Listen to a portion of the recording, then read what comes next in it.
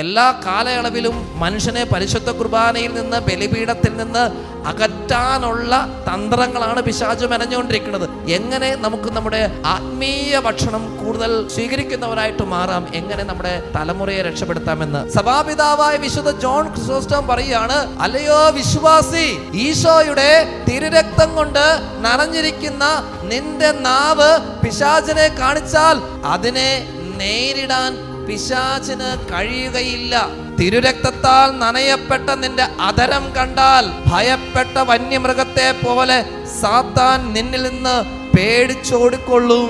ഒരു ക്രിസ്ത്യാനിയോട് സഭാപിതാവായ വിശുദ്ധ ജോൺ ക്രിസോസ്റ്റം പറഞ്ഞ് പഠിപ്പിക്കുക, യേശുവിന്റെ തിരുരക്തത്താൽ എന്ന് വെച്ചാൽ പരിശുദ്ധ കുർബാനയാൽ നനയപ്പെട്ട നിന്റെ നാവ്, നിന്റെ അധരം കണ്ടു കഴിഞ്ഞാൽ പിശാചിന് പിടിച്ചു നിൽക്കാൻ പറ്റില്ല. പിശാച് പേടിച്ചരണ്ട വന്യമൃഗത്തെ പോലെ ഒളിച്ചോടുന്നു. അത്രയും പവർഫുൾ ആണ് പ്രിയമുള്ളവരെ നമ്മുടെ ഈ ആത്മീയ ഭക്ഷണം.